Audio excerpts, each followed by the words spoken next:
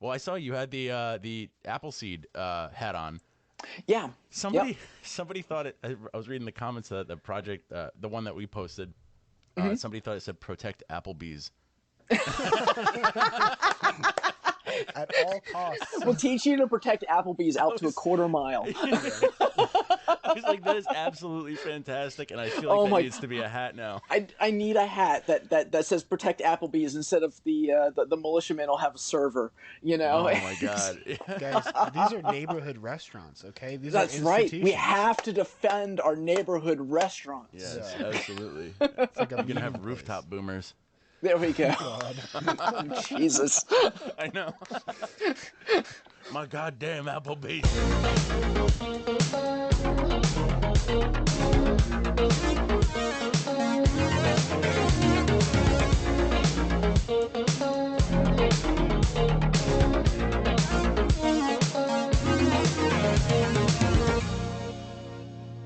My job itself is actually really fucking cool. Which I really enjoy. And like I said, I go to multi-million-dollar homes. I've been to, I've done the same process at Monticello and Mount Vernon and some of these like crazy places. And, I've seen art collections that are literally world-class art collections that are lent to lent to the Smithsonian. Wow. I've seen multi-million-dollar cars. I've seen, it's like I was at a guy's house and he had 2 Duesenbergs. Oh my god! I don't even know what that is. It's an old car. It was like a $5 million car. Wow! And he had 2 of them. So you've got to figure out what all that's worth for insurance purposes. I don't put values on like the cars or the art or anything like that. I'm not qualified for that. But what I do is I figure out what it would cost to rebuild the house. So like, if Monticello got nuked and you had to rebuild it, what would it cost? Which can happen. Yes, absolutely. So how much would it cost? Oh, like a ridiculous amount. I don't even remember. It was a lot of years ago. Oh, okay. But Monticello, I think, is actually on like the UN World Heritage Sites list. Oh, wow. So it's one of those things that, like, yes, if it is damaged, they will go to all lengths to restore it. And restore it. Wow. Yeah. Like Notre Dame. Cool. Well, I don't even know if Notre Dame is on there. I believe Notre Dame was, yeah. Oh, okay. Because I remember they were having a hard time coming up with like funds or maybe just people to do the restoration. I'm sure it's a very particular. People, yeah, it's part of its people. I've watched a few documentaries on it, and some of the plans that they have for it are like the plans that have been submitted are so neat. Yeah, like a lot of like really like instead of just doing like a straight up, this is a restoration, we're gonna make it look like it was medieval. Like this, like I saw this one, it was just beautiful glass, like crystal glass ceiling with like lights that would like emanate from inside of it and everything, and just I've seen some gorgeous thoughts on it. So, but yeah, I have to show you guys something. There's a tile in the. Let me see if I can do this real quick. What is it? I don't know what he's doing. I'm just showing you guys this real quick. This is a surprise to me. Whoa! Look at that. What is? Why would you show me this? This okay. So this is the ceiling in Grand Central. Yeah. They have this one tile that they back in 1996 they cleaned by hand the entire ceiling of Grand Central Station. I remember that. Yeah. And this one tile they left as it was because they used to smoke. You could smoke in Grand Central. You could smoke everywhere. And they left this one tile to show what it was like beforehand and also to show the effect of the cleaning agents that they used on like the stuff around it as like a baseline. That's really awesome. I haven't seen that. I remember the restoration job, and I was going to school at the time for historic preservation. So it was like a big talk and that kind of stuff. That's when I was in college. And so there's a lot of people talking about it. And yeah, it's really neat to see that they left that piece like that. It is really cool. Cool. I guess we can get this show on the road. Yeah, let's introduce our guest. It's all right. Clara, ATW Firearms Instruction. What does that stand for? I already know, but for everyone else. Ostensibly, it stands for Armed Trans Women. Oh, yeah, of course. Of course, duh.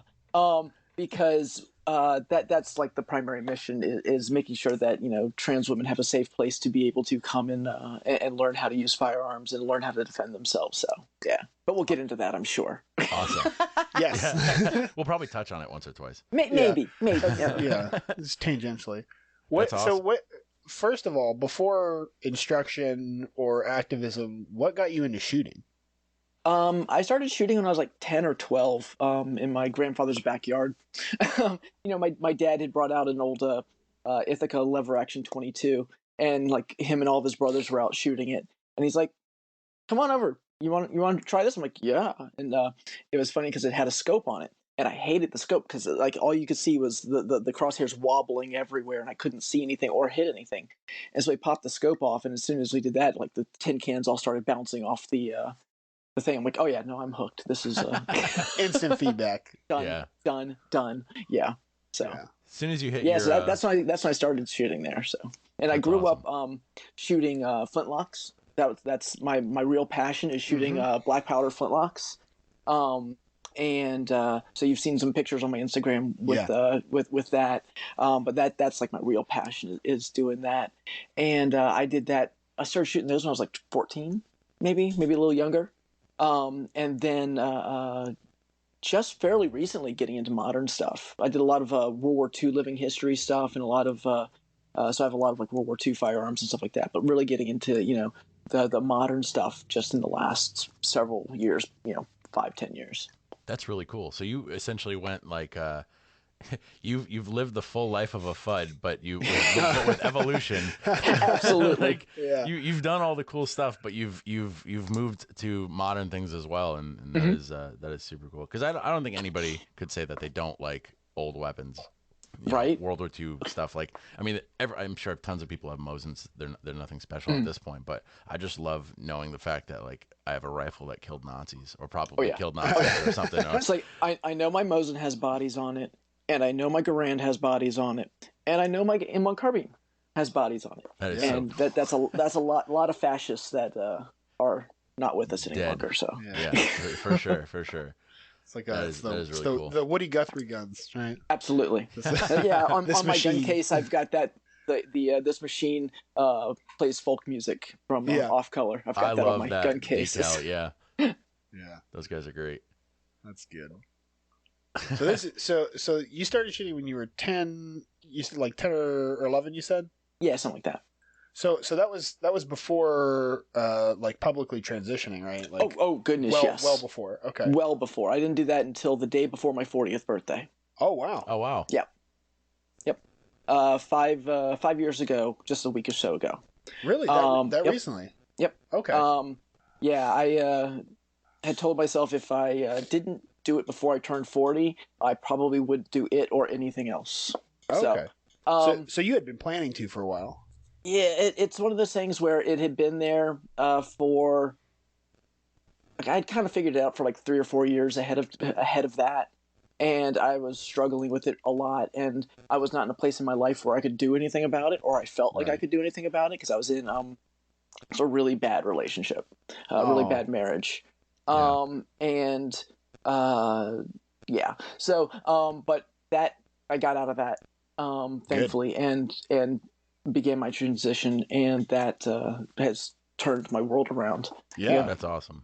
Beginning my transition, finding my wife Amy, and beginning HEMA, those which is historical European martial arts. Yeah, those three things together all happened at the same getting time. Cooler and cooler. Like it's because it's me and I'm awesome. But yeah, those three things happening at the same time really just pulled my life together. Yeah. So what I'm really curious about too, were you like a part of the shooting community that whole time that you were? Yeah. How did not that super active, but yeah, but like being part of that sort of like traditionally masculine kind of community. How did that affect your the way you felt about transitioning and like your decision to do that? It was terrifying. Yeah, I can imagine. Absolutely terrified because I was a member at a gun club, and it was a hunt club. This was up in Connecticut, and it was, as all hunt and gun clubs are, it was very, very right and very, very funny. But I was like, you know what? I'm just gonna have to do it. That's all there is to it. And if they're gonna give me shit, they're gonna give me shit. And if they don't, they don't. Cool. And it was definitely part of the thought process that between the gun club. And one of the things that I have to do for work is I have to go to a lot of construction sites and deal with a lot of construction workers and that kind of stuff. And so that was the other one that really scared me. Yeah.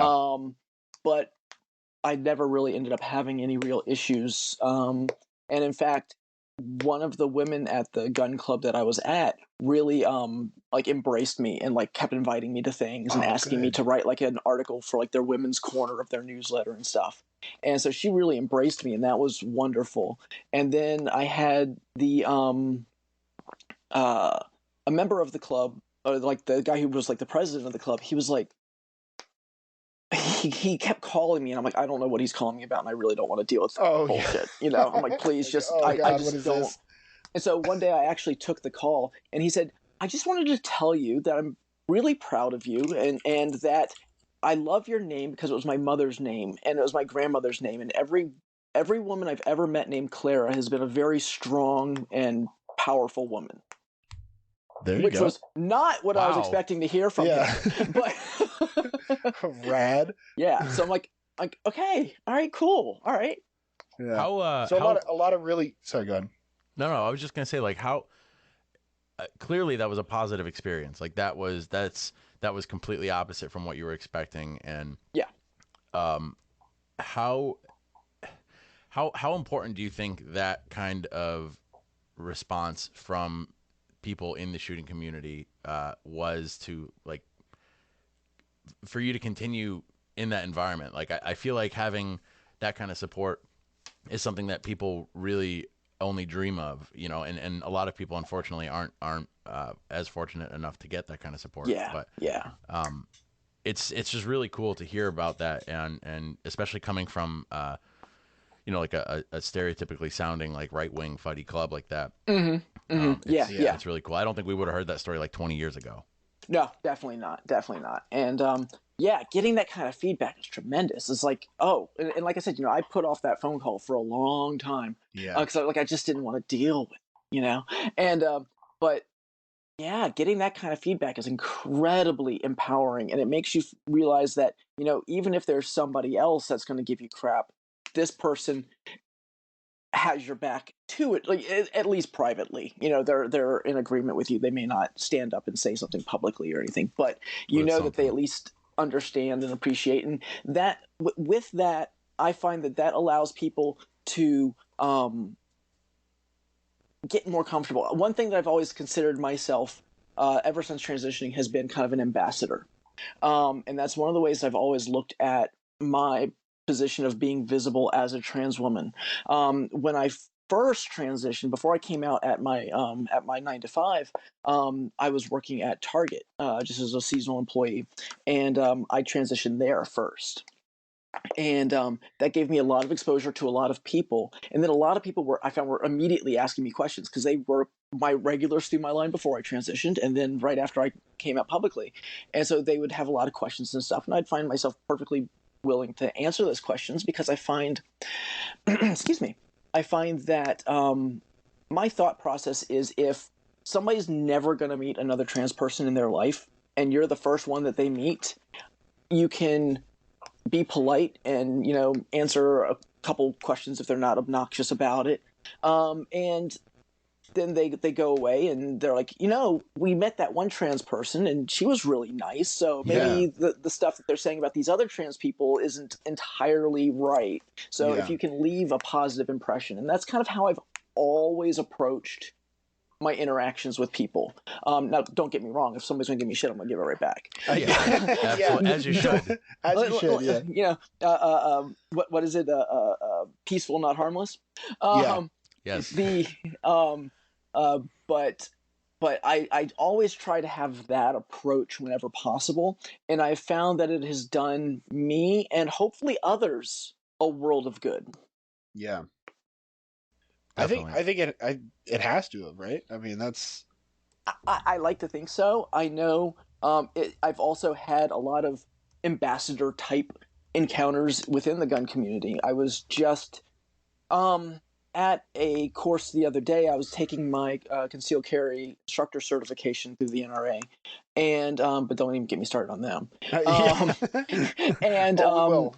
oh yeah, good. The instructor there one at lunchtime, everybody else left to get lunch, and we were by ourselves. And he's like, "Do you mind if I ask you a couple questions?" And I'm like, "Yeah, go for it."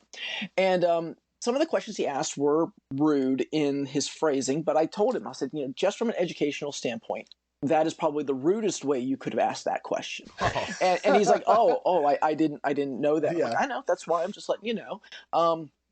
And so we talked during that lunch break, and then we talked a couple other times the next day, and turns out that that person has I'm not even going to say what relative, but a close person to them that is trans and transitioning. And this allowed him to be able to understand a little bit better what that person in their life is going through. Yeah. And so, because I was starting to get a little annoyed, and then I found that out, and I was like, oh yeah, no, totally. Yeah. I'm glad I'm having this conversation at the way that I'm having this conversation. I think it's without cool all the personal like baggage from like, that close relationship. Right. Yeah. I think it was really cool that you were able to see that, and because I feel like a lot of people get turned off at first impressions from people. People have, like you said, you have one chance to make an impression. If you're the first trans person somebody's going to meet, and I feel like a lot of people get turned off from people at first impressions, and then the conversation goes nowhere from there. So I think a lot of people are ignorant, and I say that a lot, that I don't think ignorance is a bad thing, because ignorance is fixable. You can fix ignorance with education. And if you don't know the proper way to address someone, if you don't know like how to use they them pronouns, some people don't, right. And that's something that's still super confusing for some people. And to assume ignorance instead of malice is like such an I feel like a healthy way to go about certain situations. Some people are assholes. Don't get me wrong. Some people absolutely mean it. Yeah. But I think that was really cool, and I'm sure you helped them a lot with that, from what it sounds like. The fact that he wanted to talk to you again, and I think so. He really went out of his way to thank me for the conversation. So it was really cool. Yeah. That is really cool. So you had you just got recertified. How is your experience in the gun community as a woman been overall? Like, what shortcomings have you seen? What things are you happy about? Changes that you'd like to see made?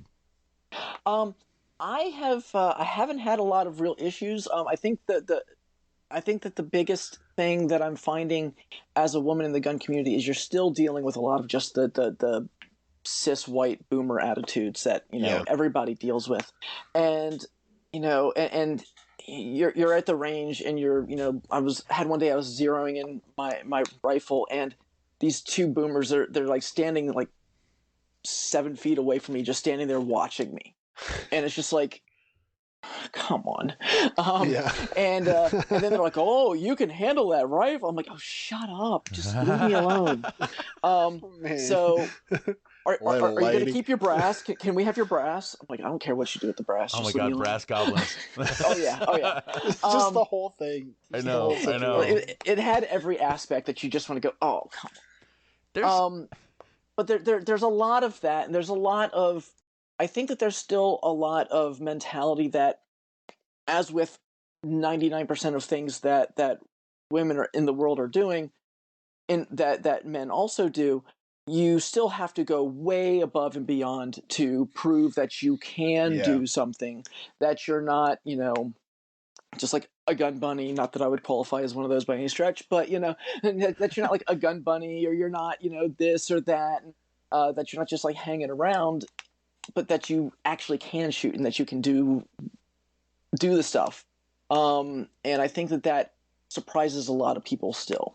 And then putting the trans aspect into that, that takes it to another level where people would be like, oh damn, I didn't know that y'all could do stuff like this, or whatever. It's like they didn't think you had thumbs or something. Yeah. Right. It's like I thought you guys weren't allowed, a functioning like, frontal legally. lobe. So there's a lot of that mentality stuff that still has to be overcome, and Yeah. the stuff that I really do think that the mentality is the biggest part that carries into everything that women have to deal with in the gun community, whether it be the sexism, going into the gun store and being we've all heard the here's the revolvers and that's a pink one for you, and seeing all of that going on, and having been in the gun store and not had to deal with that, it is a very different and very apparent difference that women deal with as opposed to men when they're working within the firearms community. That's a really interesting thing to think about, having seen both sides of it. Yeah, that's definitely been interesting. I've found that, as with a lot of things at my 9 to 5, but also within the gun community, if you're talking, a lot of times things that would have been listened to or valued are just not heard. And so you kind of have to speak up a little bit louder and a little bit stronger when you are saying something or doing something, so that it's recognized that you're not just full of hot air. Yeah. And that's I'm not complaining about anything new. I mean, obviously, women have been dealing with that for centuries. So, but you definitely do have an extra step you have to take. I mean, there, as an NRA instructor, you know that being NRA certified does not mean you know anything about guns. No, not at all. The amount of people who just blindly trust their male instructors to teach them whatever they want, whereas I almost feel like you're automatically more skeptical when you have a female instructor, and even if she's way more qualified, it's just it's a perception thing that, like you said, women have been having to deal with for forever, and it's especially now that I think it's becoming not as much a male dominated hobby.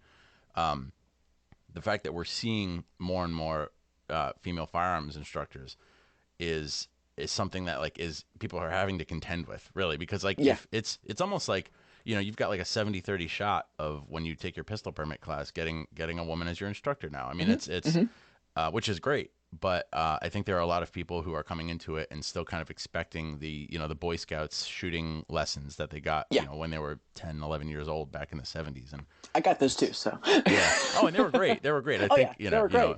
Kids should definitely learn how to use guns. But I did my years as a Boy Scout camp counselor. So nice. Well, I saw you had the Appleseed hat on. Yeah. Somebody thought it. I was reading the comments of the project, the one that we posted. Somebody thought it said "Protect Applebee's." At all costs. We'll teach you to protect Applebee's out to a quarter mile. I was like, that is absolutely fantastic, and I feel like that needs to be a hat now. I need a hat that says "Protect Applebee's" instead of the militiamen will have a server. Oh my God, guys! These are neighborhood restaurants. Okay, these are institutions. Right. We have to defend our neighborhood restaurants. Yes, absolutely. It's like a meeting. You can have place. Rooftop boomers. There we go. God. Jesus. I know. My goddamn Applebee's. That's funny, but also you're not wrong. No, I know. Listen, there's nothing worse than going to an Applebee's on Veterans Day. I'll tell you that much. Oh, I bet. As a vet, I could say that. That's. I'm here for my free ribs. Anyway, thank you for your service. Anyone who's out there and is listening, and you should go to Applebee's on Veterans Day for free ribs. We're not sponsored by Applebee's. A proud sponsor. We're not sponsored by Applebee's. But tip your servers. If you get anything for free, you should be tipping on the full amount, not the free amount. Anyway, that's track. Free advice, guys. That's free there advice. You go. Tip your servers on the non-discounted. Yeah, tip your servers on the non-discounted price. That's right. Anyway, so, I digress. Clara, what made you want to be an instructor as opposed to just a shooter? So I mentioned HEMA a little bit ago, and doing the historical European martial arts. And for anyone who doesn't know what HEMA is, it's basically think of Game of Thrones sword fighting with moderately cleaner, but much nicer people. So it's two-handed long swords, it's rapiers, it's sword and buckler, It's any sort of like medieval style weapons that you can think of, but it's also dagger fighting and wrestling. And there's entire systems developed, and it's all pulled from medieval sources. So Yeah. like the book that we use for one type of sword and buckler fighting, and buckler being a small shield, that came from the 1300s, and there's like one copy of it in existence. The German and Italian styles are the really big styles, and those are from the 15th century, I think, so 14th, 15th century. So it's all pulled from the old stuff. Anyway, I digress. I got into doing that, and then when I moved from Connecticut down to Virginia, I didn't have a club that I felt particularly safe at. There was a club here. I didn't feel like I was learning anything, and I also didn't feel as safe as they were telling me they felt like I was. Yeah. And so I decided I was going to form my own club, and I was going to form it on the principle of being open and inclusive to everyone, and make sure that it was a place where LGBTQ could feel comfortable, where people of color could feel comfortable, where blacks could feel comfortable, where anyone who didn't, fit the cis white male stereotype would feel comfortable and welcome in class. Put a lot of work into getting that club up and running. I opened my doors in February of 2020, and then I closed my doors in March of 2020. Oh no! Yeah. No, what yeah. happened? COVID. Oh, that's right. That thing, from the past couple years that we're all still recovering from. Yeah, that I literally have right now. Yeah. Awesome. Lucky you. I feel bad for people who like had big things happening in March of 2020 who will just be forever associated with COVID. Like, I mean, perfect example. You did that. I'm still so blown away, and we have to talk about this more. I apologize if I'm going back and forth away from my mic and everything, because I'm very emotional about this right now.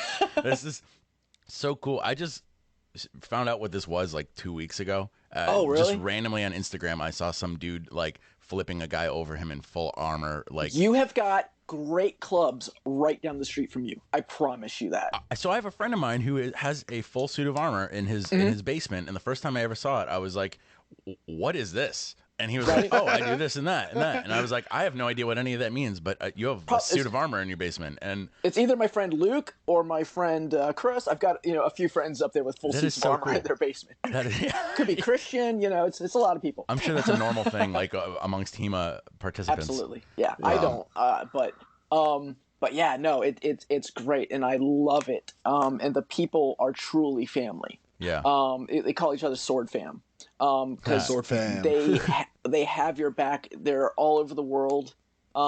If you need anything, like shirt off your back, that's awesome. They will help you. That's so cool. And it's truly wonderful.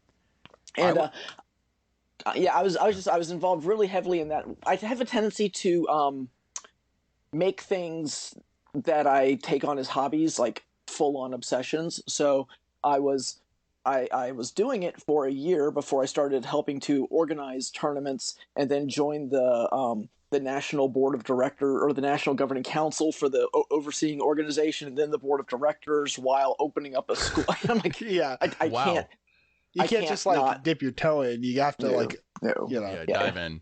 Yeah. So anyway, that closed down, and then we had 2020 going on with all the protest movements and with everything that was going on there.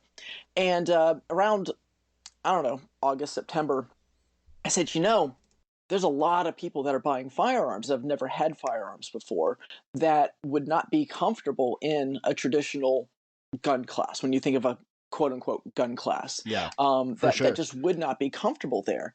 And I realized that I had the skills and the knowledge to be able to teach that. I had already had a little bit of background in putting a club or a school of some sort together.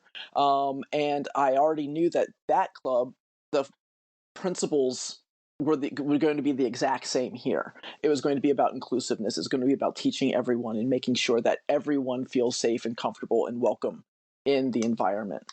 And so from that, I decided that did a little research. The NRA was the quickest way to get into the door, and so I went and took an instructor course. And when taking that instructor course, I found that I found the reason why I was doing this because everyone else in that course was like ultra right wing state cops, local cops. The guy who was teaching the class, he was very happy about the fact that he had been Jerry Falwell's personal bodyguard. Um, like the yeah, and I kept a running list down the side of my paper. They made jokes about blacks, Jews, immigrants, illegal immigrants, Oh, Muslims. Like two separate jokes. Two separate jokes, yeah. multiple Muslim jokes. Oh. Don't forget the LGBTQ jokes. And they only made one joke about women, and they looked at me real quick, and then they like didn't make any more of those. Yeah. And I spent the entire class. This was right after I had been able to start speaking again after I had voice feminization surgery. And so my voice was a little bit higher, a little more feminine than it is now. It's kind of settled some. But I spent the entire class just, please don't have a tell. Please don't have a tell. Please don't have a tell. Please don't have a tell. Because I was honestly very nervous about how that was going to, how that would have gone. Yeah, you just see like all the eyes like it's such a shame turning towards you. Mm-hmm. And as I was sitting there, that's when I said, this is exactly why I'm doing this, so that other people don't have to sit through this. Yeah. Yeah. That's powerful. Yeah, it was. It's unfortunate that you have to go through something like that to strengthen your resolve in why you're doing it. It's you hope that those kind of situations happen fewer and fewer times, as we progress. But the reality is like we live in I would say you live in the Northeast-ish, in Virginia, but more, you're a Southerner than me, but it's the South. yeah. But like, from living in Connecticut, like we're very isolated up here. People think that like racism is cured. People think sexism is like not a thing. Like, and it's such a I love the term NIMBY liberal, like not in my backyard liberals, because perfect example is, we just had to Moms Demand and Connecticut Against Gun Violence. They just tried passing all these laws that were going to ban guns on public transport, because they see it's like this weird disconnect that like they're like, oh yeah, guns are bad, but at the same time, you're essentially telling an entire class of people that they can't protect themselves. Exactly. And but if you have a car, you're fine. Well, yeah, exactly. Just buy a car. And like, who has a car and who rides the bus, right? Exactly. And it's there's a casual racism, there's a casual sexism, a casual homophobia. Like it's not as overt as in the southern states or Midwest or anything like that, but it's still very real. And I, as a straight white man, it's hard sometimes to pick up on some of these things. It was much harder years ago before, I got involved with all this and made a whole bunch of awesome friends in this community. But it's a shame that stuff like that still exists. And you can find a class like that. And that's the sad thing about the gun community still. And for all of our strengths, you can go to a gun class in Connecticut and get a class made up entirely of those people that you experienced where you are. And they already know they're going to be comfortable enough with each other to say things like that. They don't have to feel out the room. They just they look around. They don't even They don't even have to be like, maybe this won't go over well. It's I know I'm here with my people, even though I don't know any of these people. Yeah, exactly. And that's a shame, and especially because the gun community is becoming so diverse, not only in culture, but in political affiliation, everything. I mean, there's I honestly think the gun community is the best it's ever been right now, and it's strange because with the contrast of certain things that have happened recently with us and friends of ours, with people who disagree with the kind of stuff we're trying to do, making it very public. But I honestly think that we are way better now than we've ever been, and it's a perfect example. Like, you are an instructor, and I tried doing tried shouting you out yesterday. What happened with that? And failed horribly. Well, so we just tried doing this thing recently where we just want to shout out to pages and people we respect and think are doing good stuff. in the gun community, and usually we take a picture from one of their posts and we reshare it, but this picture happened to just be Cooper's color codes, and it had like nobody had any idea that I was talking about Clara. It looked like I just posted some random picture, even though it was a post she made. It had no idea. Like I was, and yeah, I posted it like from the middle of a Silverstein concert last night. I was like, damn, I forgot to do this, and then I didn't realize it until this morning. I was like, I should fix this right now, and I think we made it better, but it worked totally fine. It was all good. Yeah. But like, you know, I mean it when I say you are, what you and what you are doing are, I think, best possible scenario for how I would like our gun culture represented, because just from knowing you, you know, I know that someone's going to feel comfortable taking your class.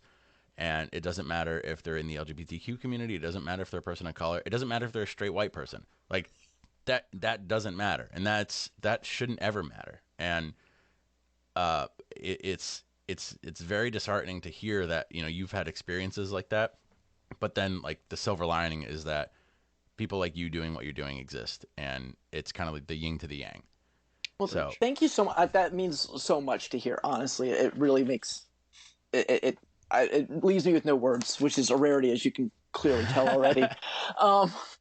But no, that means so much, and thank you. There's a bunch of people out there that are doing some really, really good work. Absolutely. And making sure that we have a gun community that is open and is accepting, and that has it where people can feel comfortable. People of all walks of life can feel comfortable taking a class and learning how to use firearms. And then like the stuff that y'all are doing as well is doing a great job of also helping to spread that out a little bit and make it so that people see that there are other elements in the gun community than just, you know, your right wings and your FUDs and that kind of stuff. So really appreciate the stuff that y'all are doing as well. Thanks. Happy Andrew's part of it now. It's all credit to Jordan. I'm just no, doing the Andrew podcast. I actually met through doing all this, and we've had some fantastic conversations in the past. And I was like, hey, you want to do a podcast? And like now we're here. Here we are. Here we are. I just like hearing myself talk. Making dreams happen. I've been told I do too, so it's the same. Yes. I like hearing both of you guys talk, so it's a win-win for me. There you go. Exactly. So when you do your training session, so you've got your NRA curriculum, right? Mm-hmm. Do you more or less, right? And I also was once an NRA instructor, but so do you like deviate at all from that, or do you tailor your classes to the people that are coming to you? No, I don't deviate from the NRA guidelines at all, she said while nodding her head vigorously. Yeah. Okay. I don't want to get you in trouble. I don't know if the NRA is listening. Who cares? I'll get my USCCA certification and just keep going. But yeah, no, it's I'm sorry. I'm completely blanked and forgot the question. No, I'm just saying.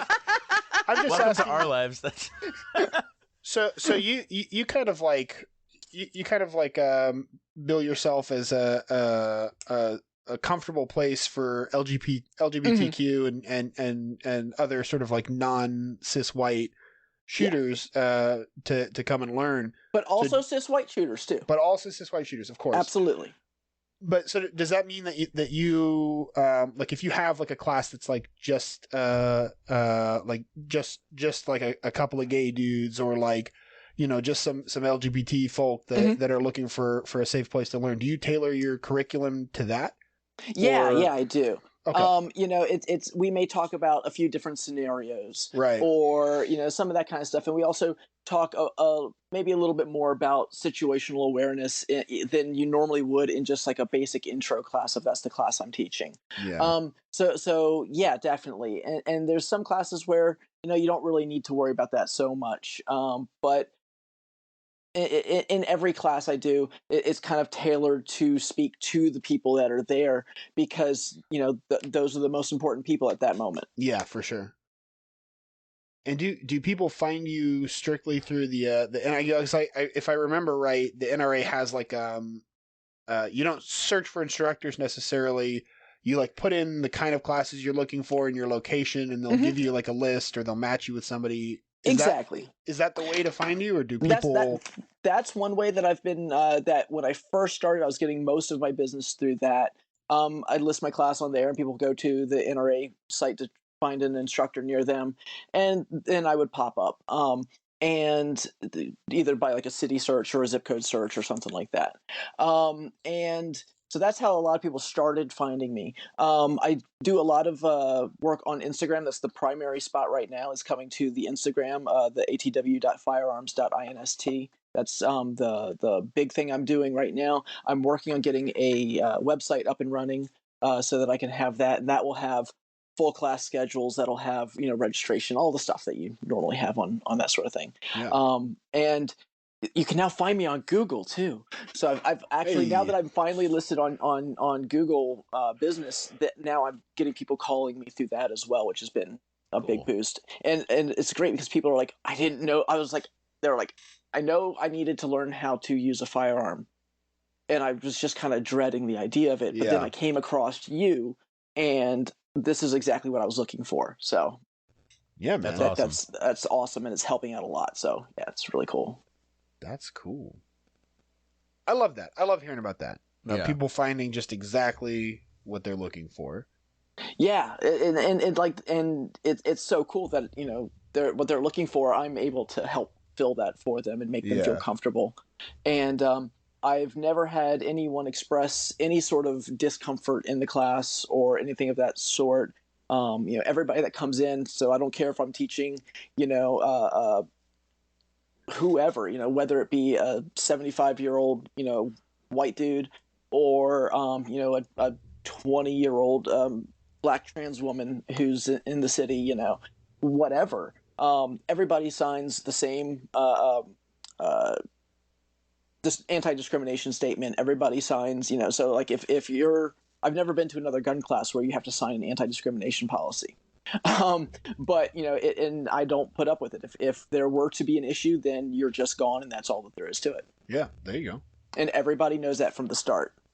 So that's one way that you make people feel comfortable, but besides sort of like weeding out kind of problematic participants, and besides just not making like racist, sexist jokes, what are some other ways that you make people more comfortable?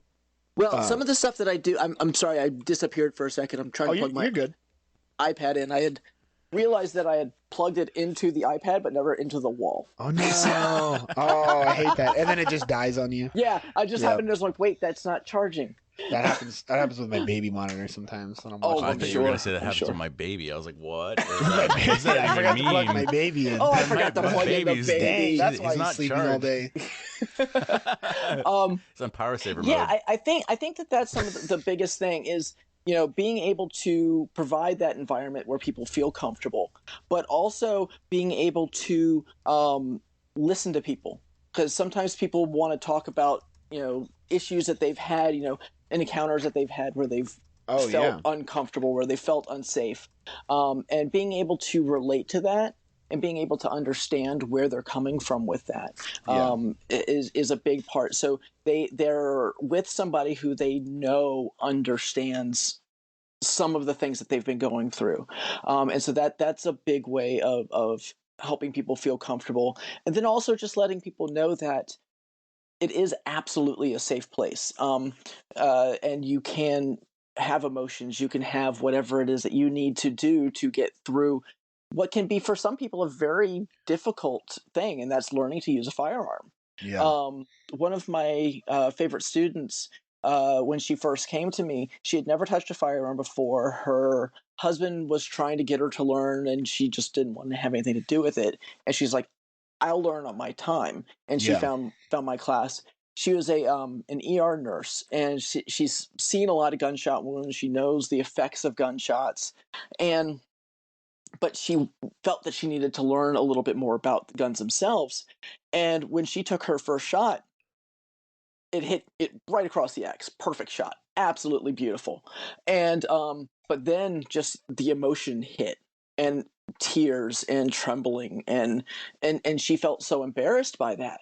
But I was like, sweetie, you don't have to be embarrassed by that. There's so much emotion that's tied up, and we build so much up into the idea of taking a shot, of pulling Yeah. a trigger on a gun, that if there's not emotions, that's even a little more worrying. Yeah. Yeah. Red flag. And so, like, take your time and just let it out, and you know that you are in a safe place and everybody here supports you. And that's one of my favorite things about classes, Yeah. is the class always comes together and they're like cheering for each other, That is because so I only cool. have one person on the line at a time, because I'm the only instructor, so I want to make sure that each person gets the full undivided attention.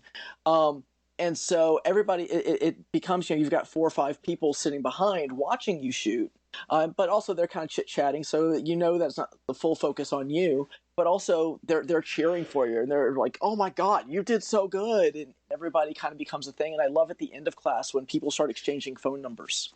Oh yeah. Yeah. I love it. I absolutely Got new love range it. buddies. Yeah. That's cool. That's so cool. I love that you take the time to talk about somebody processing their emotions like that, because like you said, it's almost like if you don't feel anything, it's weird. Because whether it's an influx of emotions like that, or even just excitement, some people are excited to shoot, and some people express that. Well, and the sensory experience is so Yeah. it's so intense. It's wild. yeah. Like I mean, the first time you shoot a gun, I don't even think I remember the first time, like what I felt like, but it was, it's a loud noise. You've got the concussion if you're shooting indoors, especially. It's a lot of things that people don't experience anywhere else in life. And for someone especially someone on the other end of the trauma that guns can cause, probably for someone like that being on the beginning end of it is very different than somebody who has never experienced what guns can do to people.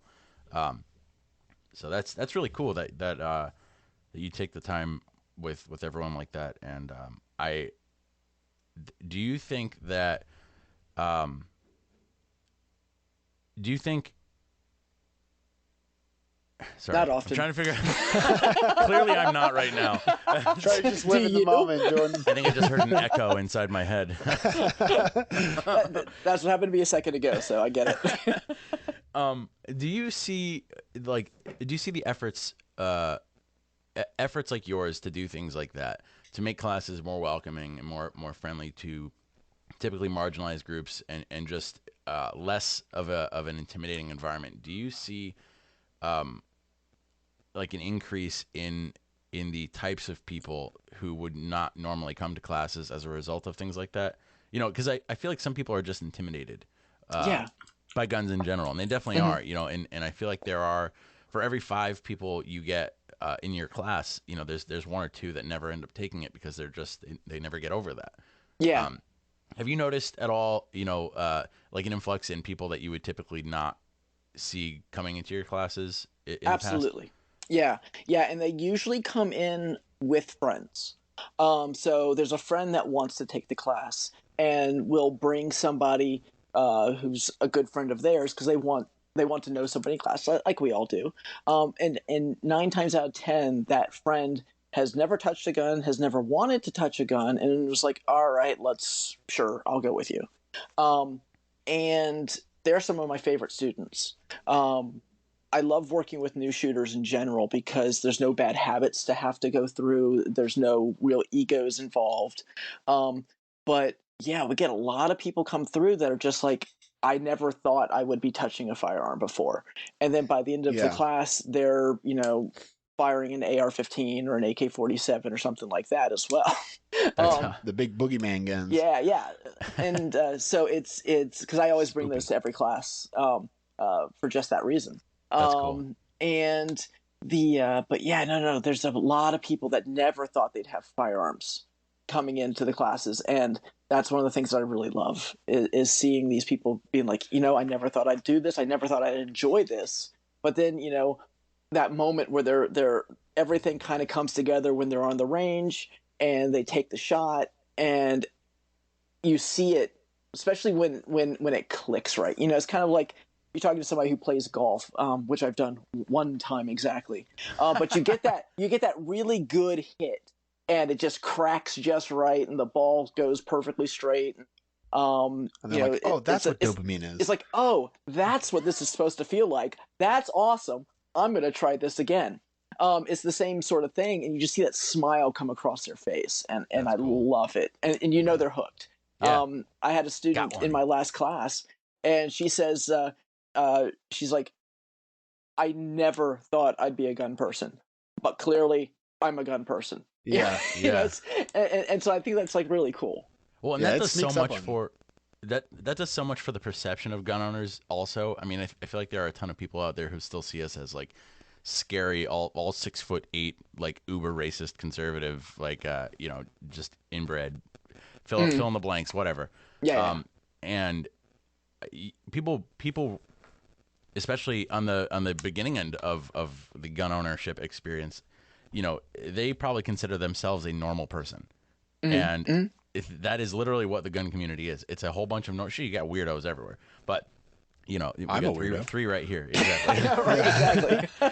But there's, I think normalizing gun culture, normalizing gun ownership is huge, and making Normal people use guns. yeah, absolutely. Yes. Guns are normal. Normal people use guns. Who's that? David Yamane.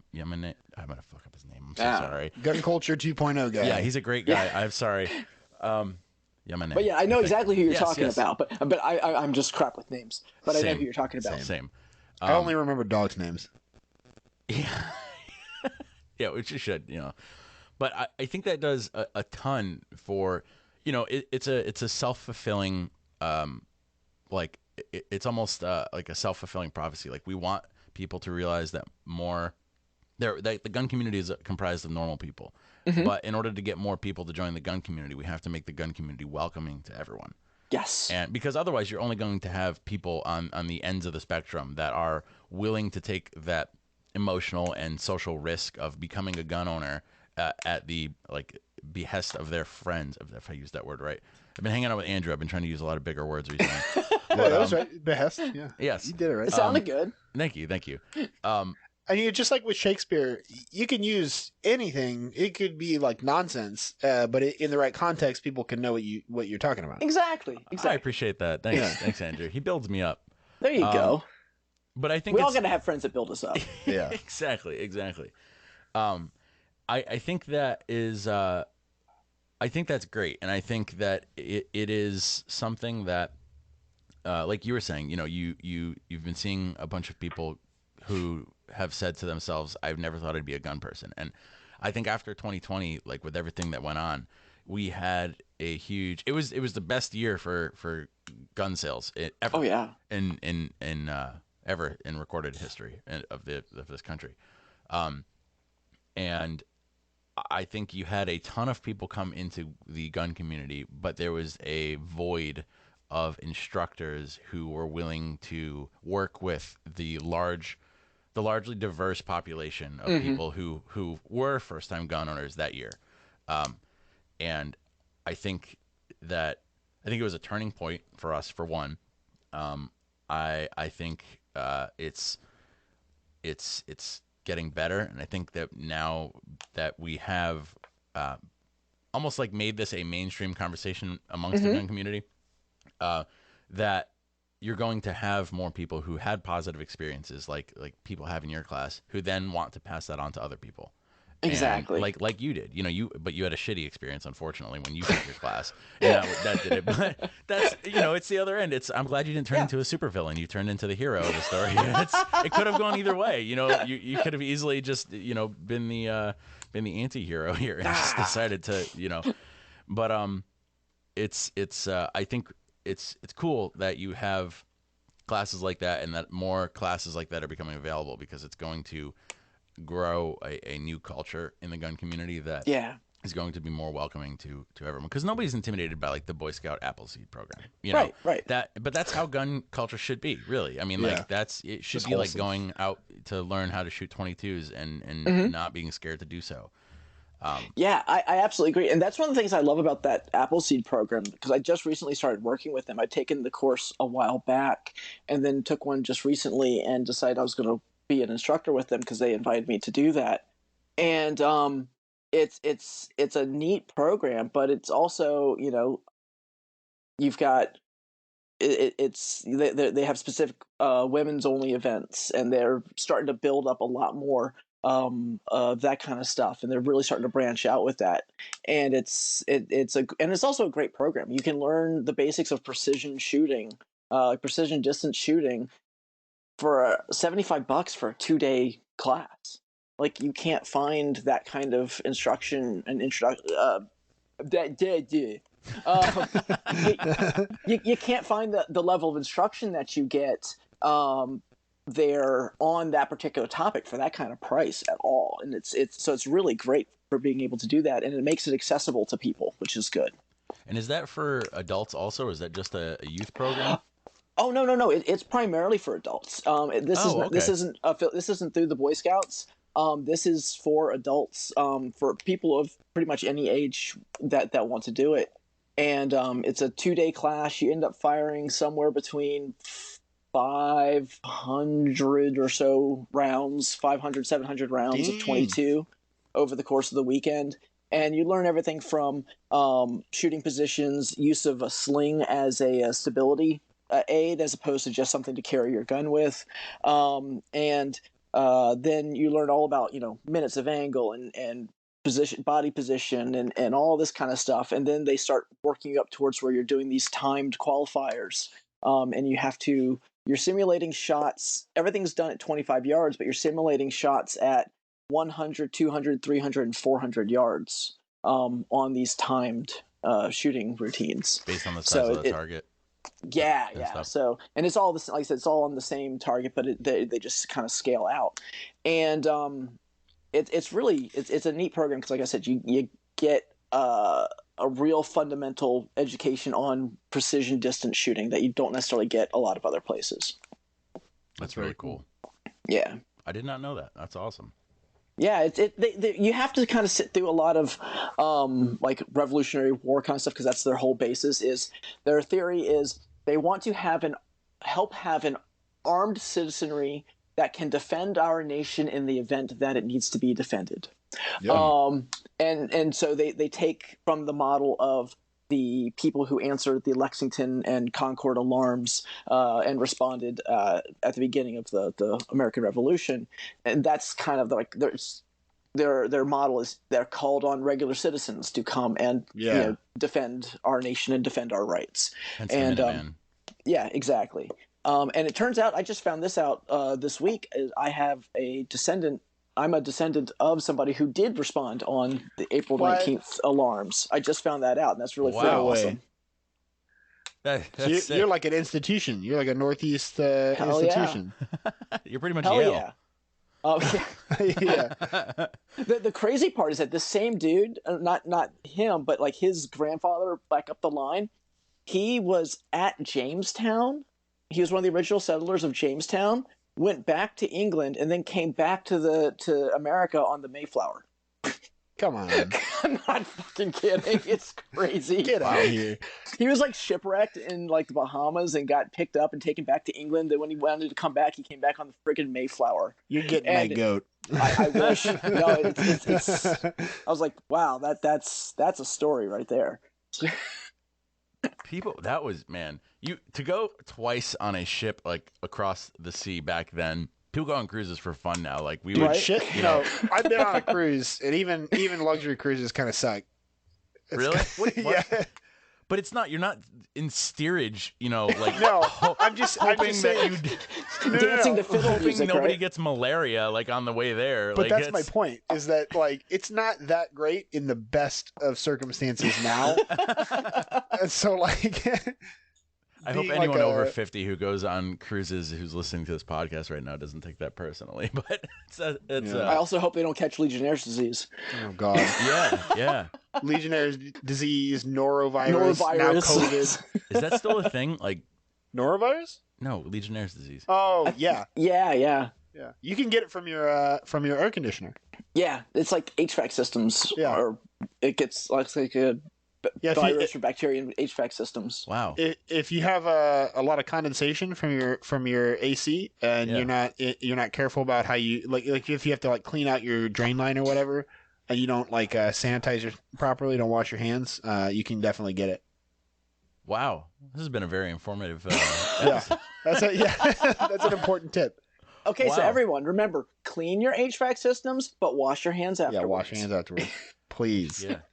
I don't think I'd ever, whenever I move my air conditioner, we have window units because, we live in an old house. I think whenever yeah, I'm sorry, you have AC built into your homes I've down got there. central air. I live in Texas, dude. It's a little different. Oh, We had central air in my last apartment, and it was amazing. We lived right by the airport, and they paid for all the homes in the area to get sound-resistant windows and central air. nice. That's nice. Yeah, it was really nice.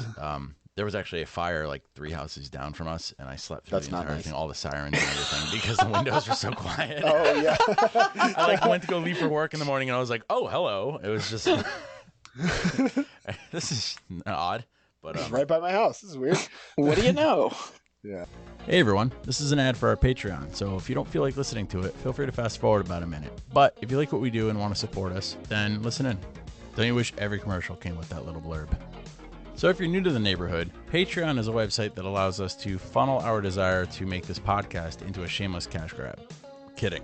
But really, it's just a way for you guys to show us that you support us, that you like what we're doing, you like what we're about, you want us to do more, expand, do bigger and better things like take over Tesla and SpaceX and kidnap Elon Musk. Whatever. The details don't matter. But in return for your support, we have multiple tiers available with some sweet perks ranging from stickers to discount codes to shirts and a lot of other things that are exclusive only to our Patreon. Your contributions will help us offset some of the costs of running this podcast, as well as keeping me fully stocked with spiked coffee beverages for those late night recording sessions and fueling Andrew's unhealthy thirst for revenge against Whoopi's shoes. He's building a mech robot in his garage. It's a little weird. I think he's planning to do something strange with it. But anyway, if any of this tickles your fancy, then please go to the link in our Instagram bio or patreon.com/abetterway2a to check it out. Or don't, but it would be cooler if you did. Anyway, back to the show. Enjoy. Sorry, King No, you're of, good. I digress. No, but Jordan, I did actually want to circle back. So you were talking about how with all of this chaos and all the new gun owners joining the community, there was a void of inclusive and welcoming instructors. I don't think that that's exactly the problem. I don't think it's necessarily that there's not enough. I don't think it's just that there's not enough people that are inclusive. I think there's active resistance to the change that's happening in firearms culture. Absolutely. I think that there's anger and pushback, and we can see that on your comments. Even a relatively new page, Jordan, a Better Way 2A. We can see that in your comment section. And Clara, I'm sure that you've seen the same thing. I get it a little bit. Yeah, and they'll find there's people that have time and energy to go find smaller pages promoting inclusivity and gun culture and just flood it with vile comments. Well, that must be what happens when you don't work and live in your mom's But basement. I it's very tempting to reduce it to that. But I think that it's worse than that. I think It's that so they're much bigger than that. Yeah. I think that these are people that really Good just point. have the energy because they feel that strongly about it. And so that's one of the that's one of the reasons that I think this is so important. Is not just because there's like an unserved market, right? But because we need to like keep the pressure on and keep this change going. Yeah, I definitely agree with that. I know that with any sort of publicity, that's when it starts to come out. A friend of mine, Des, who runs, I think she now calls it Fab Firearms Academy in Arkansas. She was on the news for just doing her thing and doing her classes, kind of like Small Business 101, get on the news. And then her page just got flooded with just racist crap, sexist crap. And, guys trying to challenge her because she's a woman, because she's black, all this stuff, and it's just ridiculous. And you're right, there are a lot of people out there that are more than willing to just start giving crap and then bringing people in to help flood your page with nonsense. And it takes as you well know, it takes, you have to have some degree of gumption to just put up with that, either ignore it or respond to it, in whatever way you feel is the best way to respond to it. Though that usually just kind of brings on more. Right. But yeah, it is a long-standing problem that has been going on and is continuing to go on. And I think that that's going to be something that we have to continue to fight against in whatever way people think is the best way to do that. I try and do it through education and information, and trying to leave, like we talked about before, like a positive impression on people. That said, I am more than happy to leave a negative impression on the people that deserve a negative impression left on their forehead. For sure. But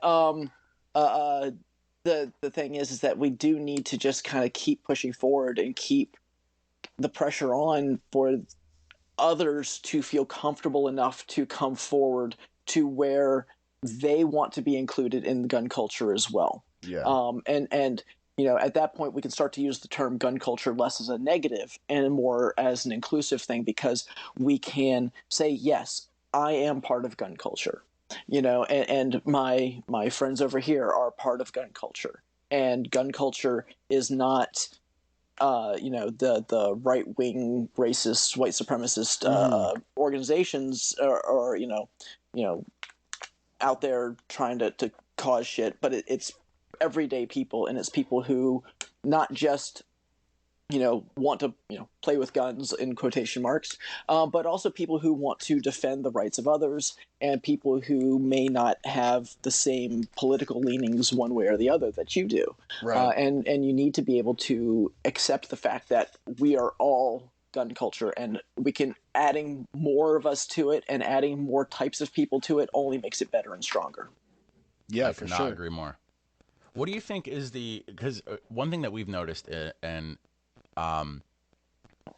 it's funny, I mean, I'm sure like running an Instagram page is just, in the social media day and age, I used to take everything personally when I first started this thing. I would change the entire format of my page because somebody said something. Yes. I was It's like, one little negative comment. I'm going to delete all of these pictures Everything's right now gone. that look like this. Yeah, and now it's gotten to the point because generally speaking, like, we have a pretty positive reaction from people, where people like that come on. And Andrew, you actually made a good point. I was, because every now and then I'll get an influx of this week. It's been transphobic. Yeah, shit. it's been a hell of a week for you. It's just been, I mean, for me, I'm a straight white dude running an Instagram page in 2022. Just seeing it kind of takes it out of you. Laying in my bed reading these comments, I didn't have a bad week. It's these people that have to deal with this shit, these comments are aimed at, that it really suffer from this stuff, and that's what pisses me off. Is that at the end of the day, I'm getting off topic, but at the end of the day, this stuff doesn't affect me,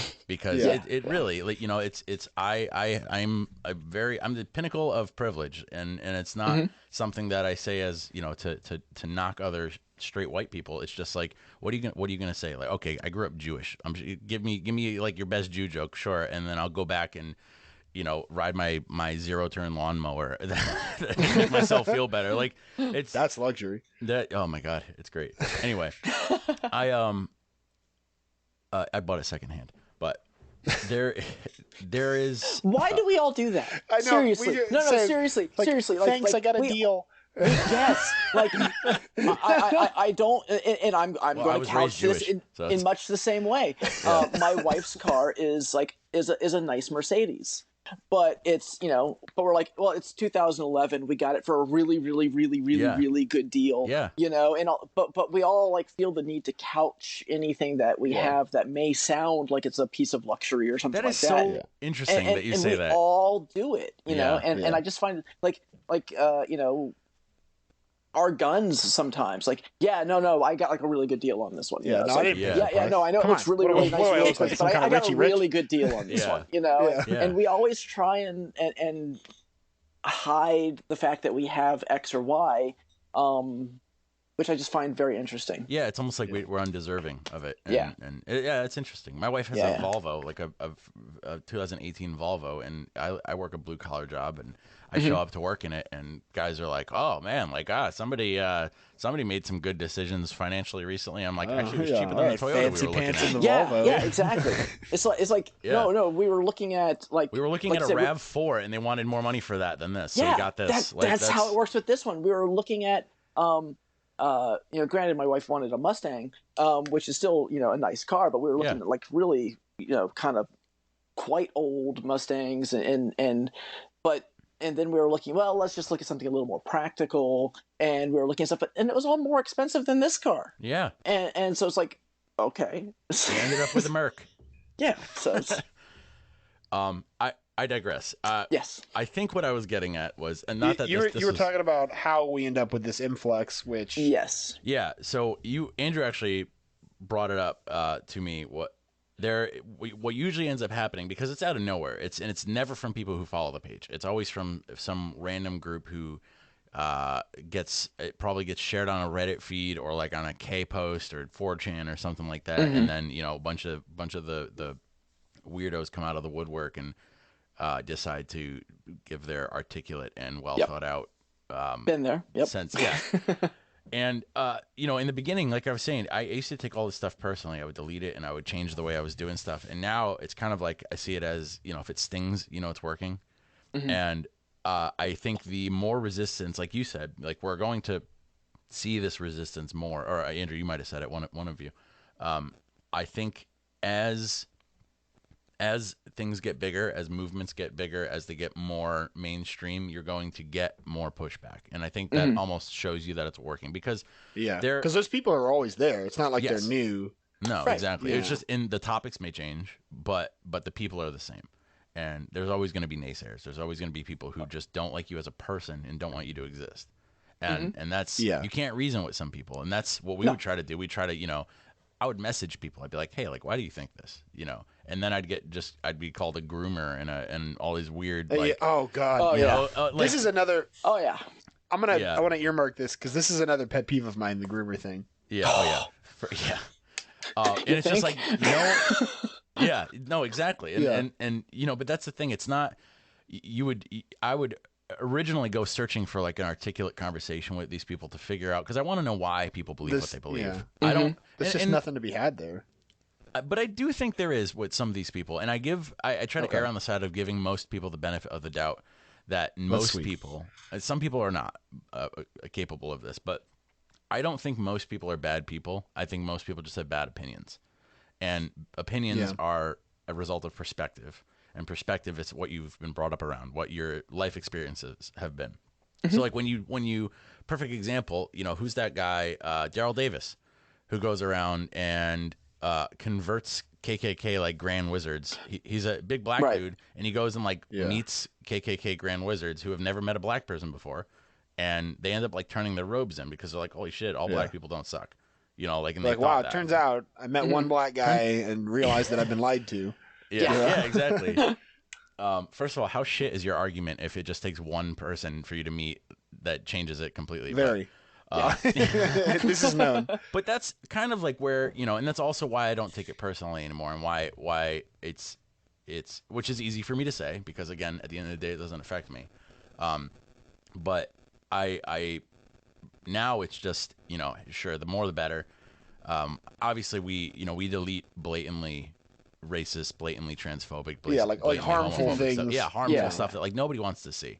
But for the people that just have shit takes, like, we'll leave that stuff because, if you said it, you should own it. Entitled to own your shit. Yeah. If and they'll always be back, because it's just like there's these like enclaves. It's like a subreddit or a Discord, or it's like 4chan or whatever. And someone will be like, "Look at this weirdo with the inclusive gun page."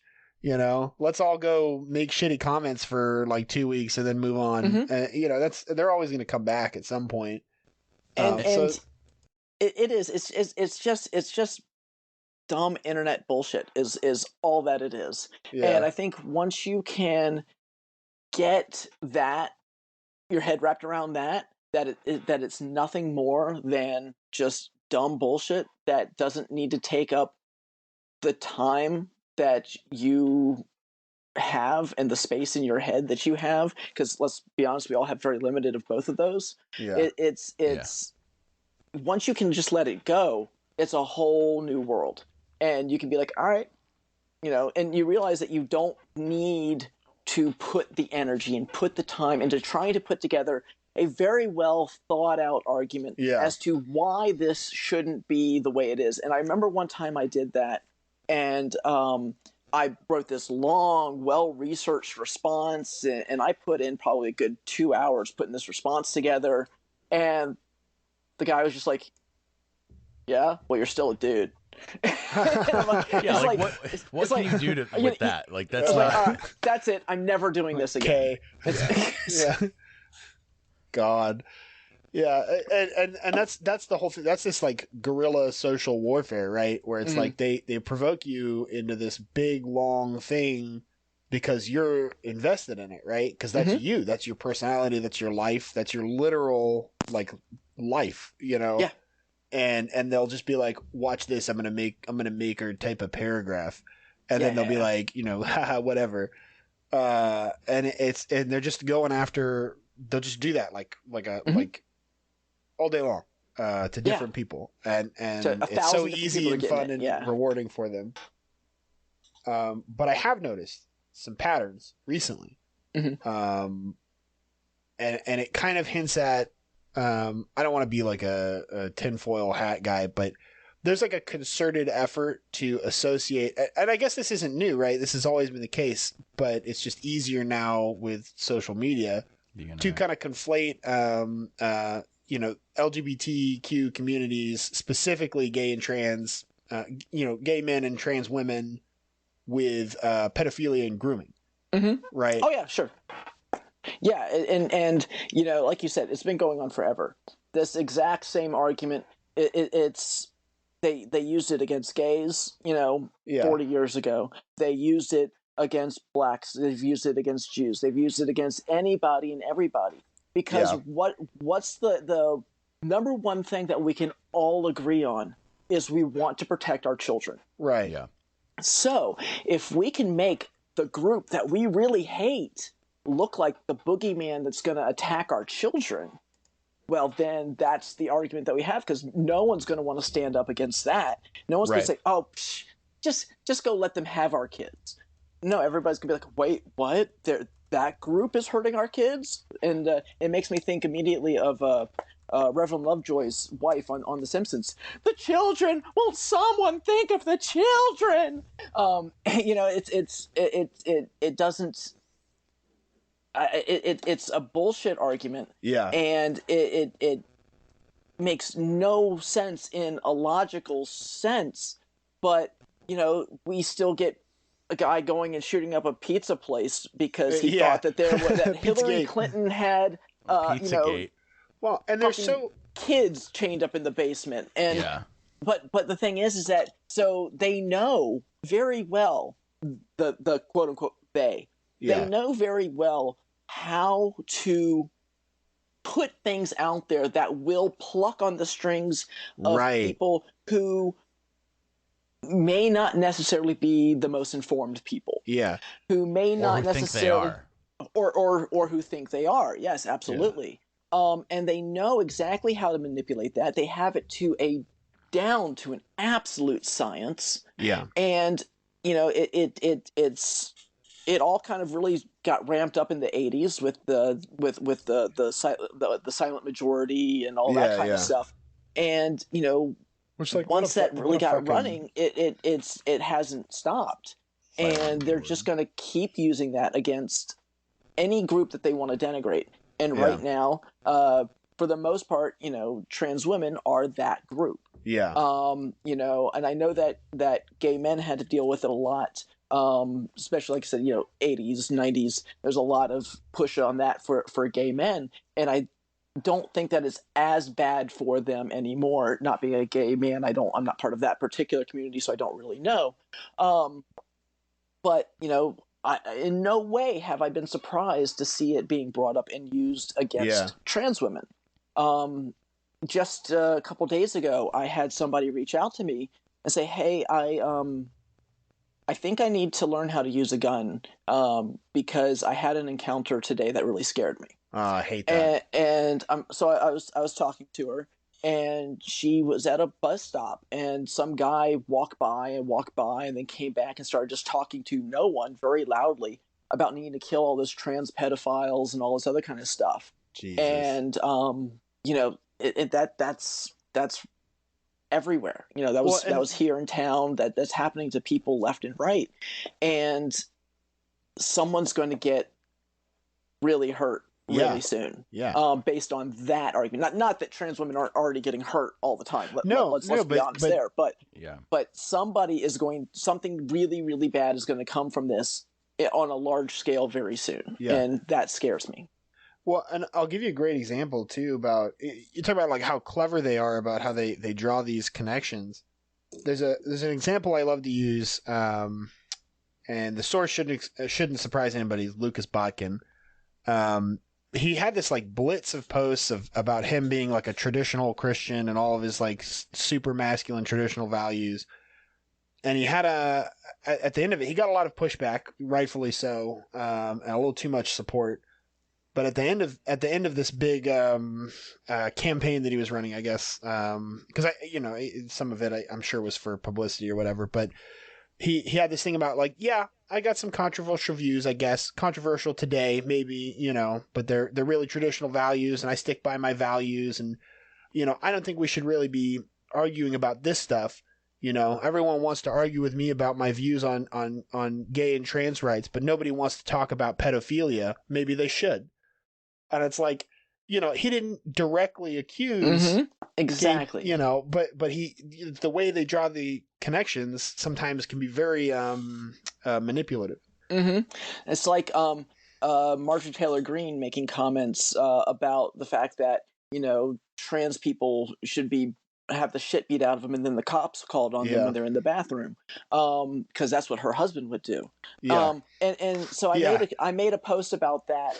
And this person's like, well, she never actually said that it should happen. She never actually called on people to do it. Right. I'm like, just asking questions here. It's asking questions. Yeah. It's like, well, it's kind of like the Trumpian way of speaking by saying, exactly. Well, people say this. Well, who? Lots of people. Well, yeah. I mean, I don't say it, but people say it. Well, that's great because we know you're saying what you believe and you're putting it off on quote unquote people. Yeah. And it's that same sort of thing. It's like, oh, well, she never actually said that trans women should be beaten up and arrested in bathrooms.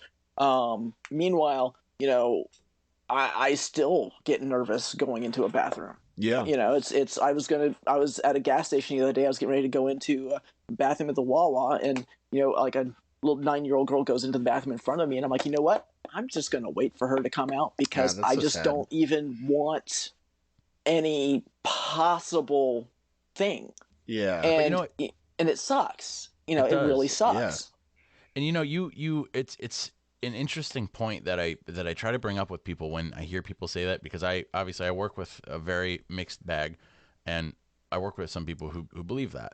And it's always, if a dude walked into the bathroom after my daughter, I would kick his ass. And it's never, Andrew and I were talking about this in a previous episode. It's never if a woman walked into the bathroom after my son, I'd beat the shit out of her. And, obviously violence is wrong regardless. You shouldn't beat the shit out of somebody for using the bathroom.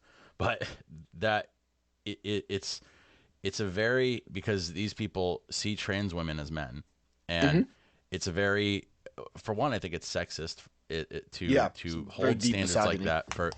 Absolutely. Yes. And again, like what we were saying, women are helpless and men are disposable. Yeah.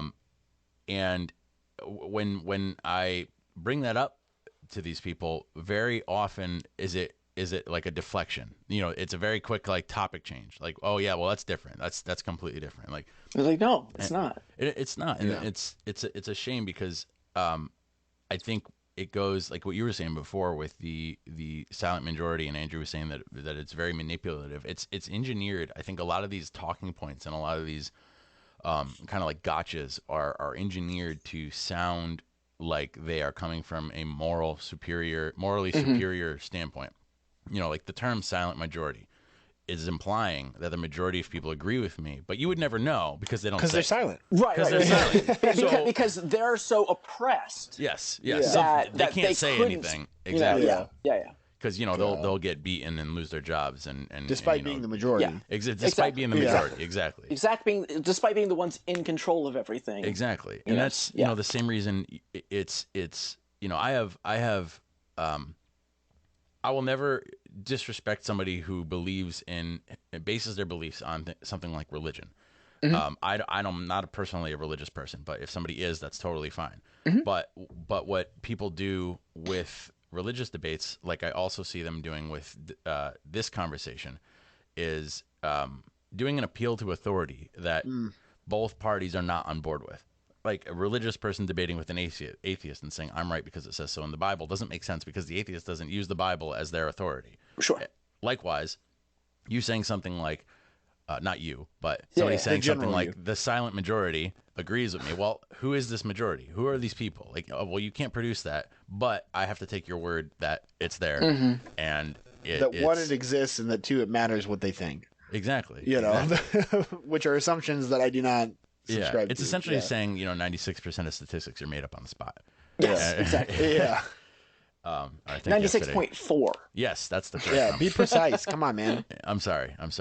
And it's one of those things that, it comes back to, I don't think these people are bad people for the most part. Some people are shit people. But I think a lot of these people, and I think of the people that I know personally who believe things like this are just super misinformed and deeply prejudiced people based on things that have happened to them or things that they've seen and been fed by the media and things like that haven't even happened to them. They don't know a single person. How many transphobes know a trans person? How many transphobes can ask their trans friend how they feel about this? It's so frustrating. I'm not going to say who this is, because I don't want anybody thrown under the bus, and I don't want any, blah, blah, blah, blah. But there was somebody that I was talking to that I'm related to that it was around the time of the Texas bathroom bill, which is such a fucking non-starter in the first place because it was like. It wasn't even. It was about the bathrooms at the state capitol. So it's such a stupid conversation to be having in the first place. Yeah, well, yeah, but they were using that to set the tone for future legislation, like a benchmark. Right? Yeah, yeah, but it's so dumb. But it was like I was having this conversation with this person, and she was like, she told me that. She was afraid of trans women who she referred to as men sexually assaulting women in the women's bathroom. I was like, why? Has that happened to you? And she's like, no, but I've been sexually assaulted by a man before in other circumstances. I'm like, but not in a bathroom and not by a trans woman. She was like, no, but I'm afraid of being sexually assaulted. I'm like, okay, but you're drawing this connection that's not there between trans women and people who sexually assault. Right. That doesn't make sense. And she repeated the classic like, "Oh, I'm afraid that a man is going to dress up as a woman and pretend to be a trans woman." All the time. Right? Like, when is that? It's not like a old Looney Tunes Snidely skit Whiplash in a dress. It's like like a mustache and glasses on, and you're like, you can't know who I am. Like, and I brought up, I was like, hey, maybe you need to have more exposure to trans people, and she's like, I have a gay friend. It's not the same. I'm like. It's just not the same. Yeah, and she said I have a gay friend and he agrees with me, and I'm like, I don't care. Like that doesn't mean anything to me. I don't know. It just and I think it just goes back to these people. Their wires have been so expertly crossed by actually malicious people. Yeah. Because this was not a malicious person that I was talking to. I was very frustrated and angry about the hurtful things she was saying, but I understand now that it's like her brain has been rewired by messaging designed by actually malicious people that really want to do harm actively. Yeah, exactly. And it's one of those things where exposure to the world makes all the difference in your understanding of the world. And so if you if you don't have any exposure to trans people, or you don't have any exposure to blacks, or you don't have any exposure to the Muslim community, then you are going to be, it's going to be much easier for you to be making false assumptions based on what you hear, than your own personal experience. And then once you have your own personal experiences, you can be able to make changes to that, hopefully. Like you said, ignorance is fixable. And so hopefully some of these people will be able to make adjustments to the way they consider things based on being able to have that exposure. And that's part of why people say that, representation matters. It really does. Because if you are, I know when I was trans people, will refer to ourselves as eggs before we really figure out. Oh yeah, no, I'm definitely trans. You can say like, my eggs cracked. When you really clever. figure it out, you're like, okay, cool, yeah, no. But when you're in that stage and you are, for me, it was watching Orange is the New Black when it first came out and seeing Laverne Cox on screen. And I was like, oh my God, and having exposure to positive representation is such a big thing. Like most people, their exposure to trans community still goes back to what they saw on Jerry Springer in the mid-90s. Yeah. Which was my first exposure really to the trans community. Yeah. And I'm in, junior, senior year of high school, and like I know I've got some stuff that's not quite right, but it just never got fully developed. That egg didn't crack, as we say. Yeah. But and especially that was with bad media portrayals like that. That's the only portrayal I had. And so I still was excited to see it because I was like, there's something about that. But it was I've gone back and actually watched some of those episodes recently, and it is they're awful. It's so bad. Well, you look at the way that people who liked metal music were portrayed back then, and wonder if that's an accurate description of them, and then use that for literally any demographic, any other group, exactly. Yeah. So but the thing is like people's that idea of trans women tricking guys and this and that that is all a big part of where the current misconceptions come from, because Gen Xers, we all remember that. Certainly the boomers have watched plenty of that, and that's where I think a lot of stuff comes from, is just that's the representation that people got, and without better representation they don't know otherwise. There's a really good allegory that I had to look up the word because I don't know the big words like Andrew does, but it was well used. You did it right. You don't have to shortchange yourself after you use a big word. No. Just say it and then go. Use the big word and keep going. You're rocking it. One of these days, I'll come up with the self-confidence to use them properly and not have to qualify them. But you're using them properly. You just then you back up and you kind of are like, oh, but I'm an idiot, so I don't know. But I didn't really know what I was saying. I'm just a dumb. That's yeah, exactly. Socrates has the cave where he talks about. I love this, and this is kind of how I see like modern media and the people that watch it. And this goes for both sides, honestly. Like if you just watch MSNBC and you just watch Fox News, then you're going to have the same results. You're just watching shadows, man. That's it. So you've got people in the cave who have no way of getting out of the cave. They're prisoners there, and they see these images, these shadows broadcast on their wall of people from the outside world moving in front of light. And that's, to them, people who have never been out of the cave before, that is the outside world to them, because they have no other source of information. Yeah. And then you have the person who's freed from the cave who sees that these shadows were just cast off of regular, and these people in the cave have these like vast imaginations based, wondering what these shadows are. They give them names. They mice walk in front of a flame and they're 30 feet tall in the cave because that's how the shadows cast. So they think mice are 30 feet tall. And then people leave the cave and they realize that this is not actually the world that we live in. This is just what we saw based on our perspective and based on the information that was given to us. And that's how I see a lot of these modern, hot button issues that the media pushes Yeah. And you can tell immediately when somebody, based on the argument that somebody goes to, who they listen to, or Yeah. what, or how much experience they've had with a specific group of people or on a specific topic, because it's stuff that you've heard multiple times before out of different people, just said slightly different ways. And it's so important to meet people in these groups. And you know, if you have a strong opinion about someone, and this is just my belief, nobody has to think this or anything, I think if you have a strong opinion about something, you should be just as curious to learn about people who disagree with you, and why they disagree with you, in order to understand why they disagree with you, instead of just saying, you know, that guy over there, I don't like him because of what he believes. Well, why does he believe what he believes? Why does he believe what he believes? And you know, what values does that person have that make him believe that, or her believe that? And I don't think a lot of people, and I think this is, you know, like tinfoil hat time. I think this is engineered. I think, you know, we're not supposed to ask these questions, because if we're united and we get along, then you know, then we can actually get shit done. And unfortunately, the reason this country's so polarized now is because of stuff like this, and because you can't have conversations with people who disagree with you anymore, unfortunately, with a lot of this stuff.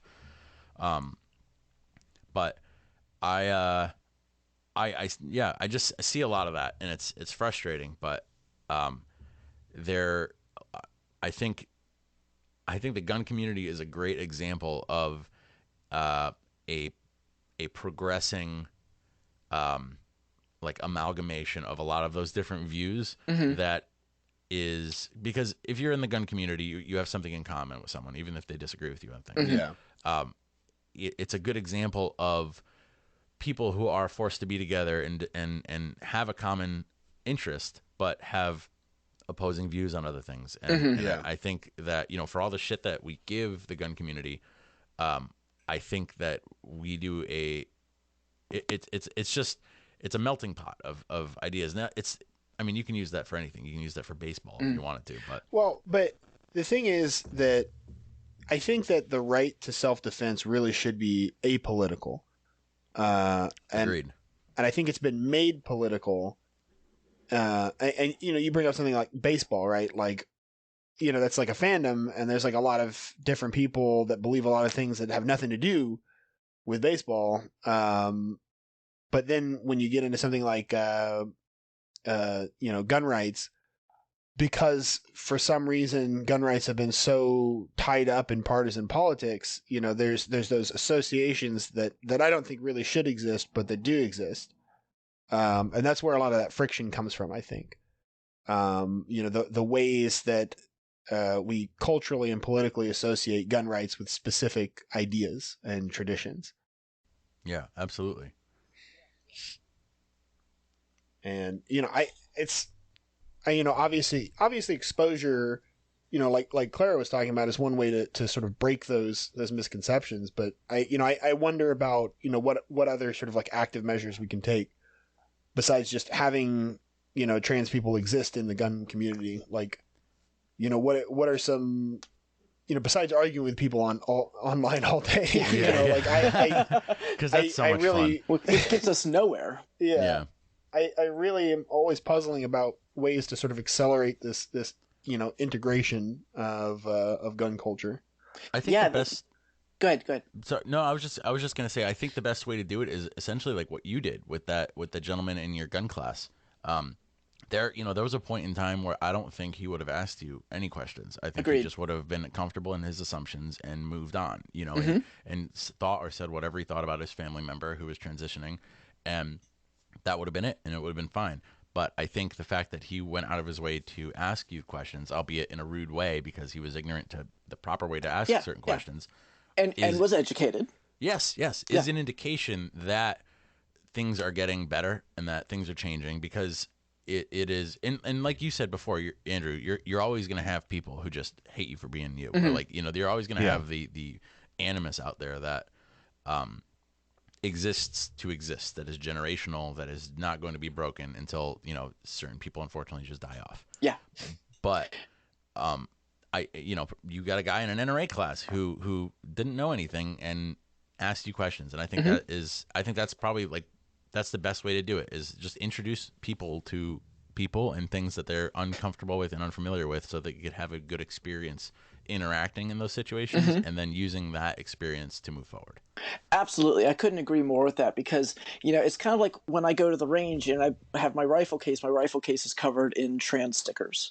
Y'all have seen on my Instagram, I've got the mags I use at the range for training Yes. are painted up as a trans flag. Yeah. And let me tell you, my students love that. It's cool.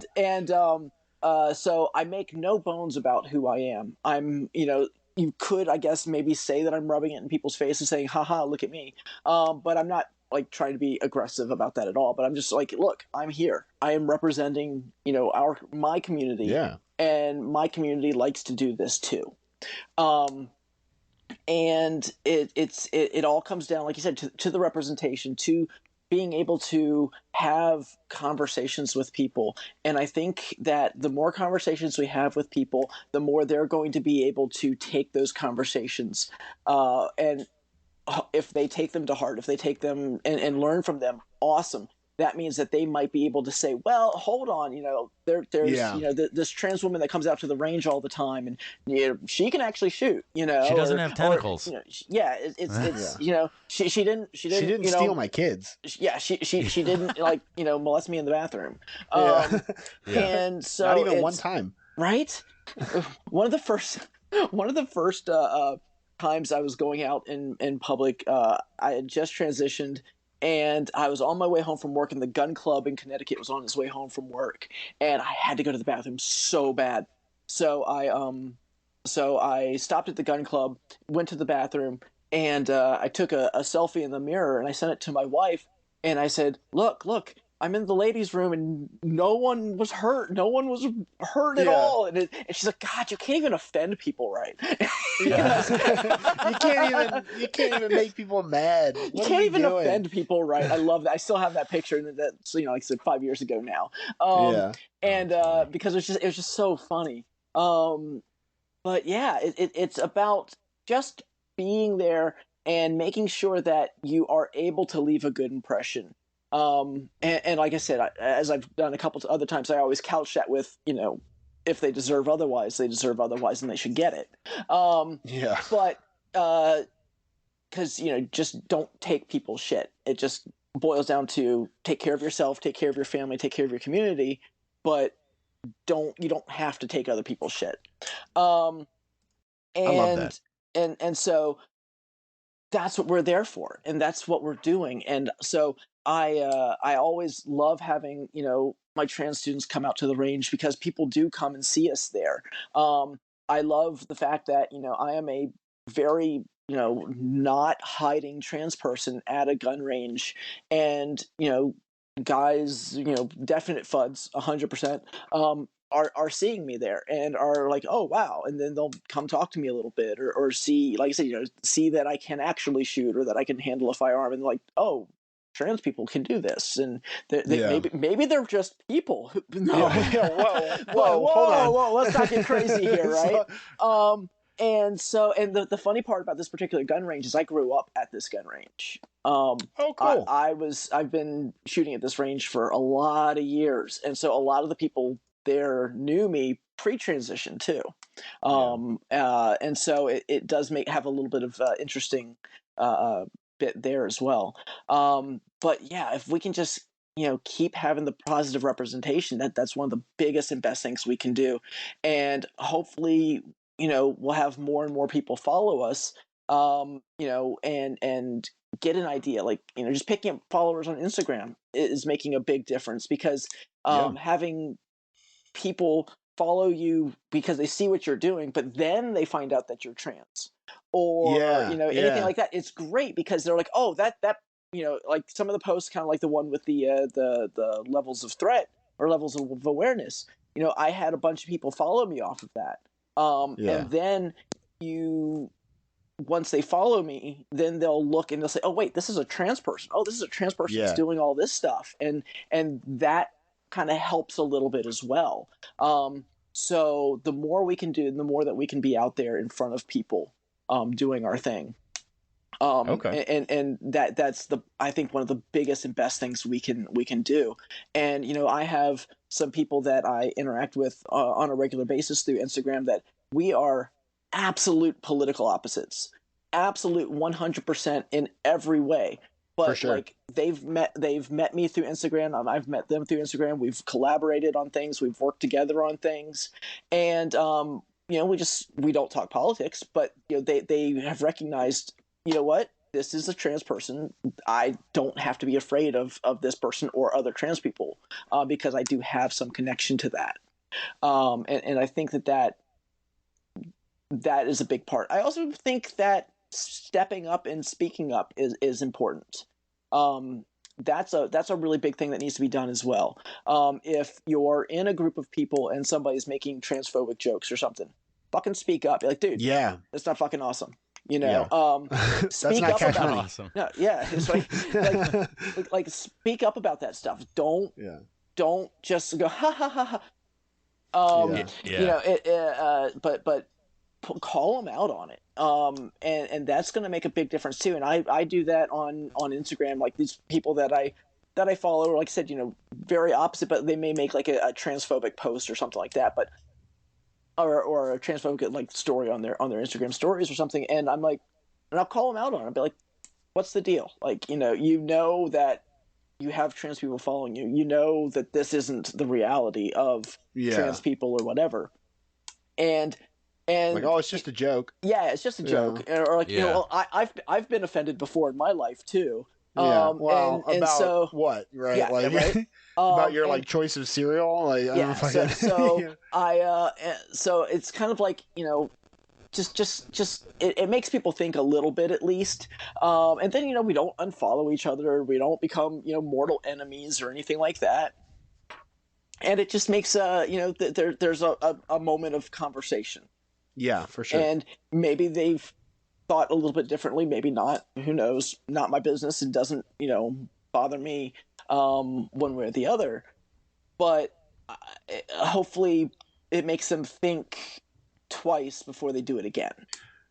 Yeah, and more, not more than, but in addition to planting that seed in the mind of the person that made that comment, it's like, what if there are closeted trans or gay or anything people in that group that you don't even know about? Mm-hmm. It's like, if you as a cis white man and a group of cis white men are tolerating these kinds of hurtful jokes, and there's somebody in the group that is internalizing that and seeing you just like let that happen, they're gonna realize, they're gonna take it to heart that this is what the world is like. Yeah. And until they start seeing people stand up and defend them in those spaces where they think like nobody is watching, it's gonna continue to be that way. It's gonna Exactly. continue to Absolutely. internalize that pain. Yeah, I agree with that 100%. I know that before I transitioned and when I was, figuring all my stuff out, I sat through a bunch of stuff that, it just killed me. And I would just be quiet because, I didn't want to call attention to myself because I was terrified of who I was at the time and terrified that somebody could possibly find out that I was trans, right, and all this other kind of stuff. And it's so difficult because when you're at that stage, the fact that you're trans is always in your head. There's not a segment of your life that's not affected by your thoughts of what would it be like if they knew. And so in the situation that you were just describing, it's like, oh, well, if they knew, then I would be the butt of that joke. And I would not be welcome, or I would not be this, or I would not be that, or I would be beat up, or I would be excluded, or anything of the sort. And so if you don't stand up and stop those things, if you don't speak up for those people who may not have the strength or the courage to be able to speak up for themselves, then you just let it keep happening. And I'm not going to say that there's blood on your hands, but there is a level of complicitness if you don't take what privilege you have and what opportunities you have and use that for the betterment of community. Yeah. Where it's the most effective in the moment that it needs to happen. Exactly. Because whether you want to think about it or not, as a person with any type of privilege, you're on a pedestal essentially. Like you have a platform to speak on. You got a built-in audience. Yeah. Exactly. Yeah, like born at birth. And, And like for instance, how two straight white men can just make a podcast. There you go. Well, to be fair, you don't have to be qualified at all or have any kind of experience whatsoever. You don't to make have a to. There's no forms to fill out. You don't need a license. No, you can just do it. No tests. It's just no. Just gotta pay some money. Yeah. Too much. We made a couple mistakes along the way, but that's okay. We all do. Trust me. Yeah. Oh yeah. Yeah. That's. I couldn't agree with you more. I derailed you. No. It's okay. It's okay. Well, we're approaching the hour and 50-minute mark right now. I know. And already, this has been a fantastic, top tier time. I've really enjoyed it. This was a lot of fun. Is there? Well, first of all, you should plug yourself. Plug your page if you want. Yeah. What do you got going on? Yeah, it's it's on Instagram. It's really the best place to find me. It's atw.firearms.inst on Instagram. I'm also got Facebook. It's ATW Firearms Instruction. So I got a lot of stuff going on right now. I'm still doing the intro to pistol shooting classes. I'm adding more advanced concealed carry classes to that. I'm adding intro to carbine classes. So starting to get some groundwork for people that are interested in the scary rifles, which is actually why I bring them to every class. I always have every class vote: do they want to shoot an AK-47 or an AR-15 at the end of the class, so that I can bring out a gun that they're not familiar with, especially if they've never had guns before, and be like, this is the scary gun. This is the only reason it's scary, is this aesthetic and that aesthetic. And I want you to see that it's not what the media portrays it to be. Yeah. So anyway, I'm adding some rifle classes there, and I do a ton of private lessons. I love doing the private lessons, and I can work those in for people whenever. And we get to work on anything people want to work on, which is great. Yeah, that's so cool. So that's a lot of what I got going on there. I've got some big plans for next year. I have a big plan for Trans Day of Visibility. I want to have a big event around that. Awesome. So that's something that I'm going to be putting into the works, and hopefully we'll be announcing some good stuff on down the road a little ways if I can manage to pull that together. And so I'm just keeping stuff going nonstop. That's awesome. Yeah, it's great. I love Keeping it. up the momentum. Yeah.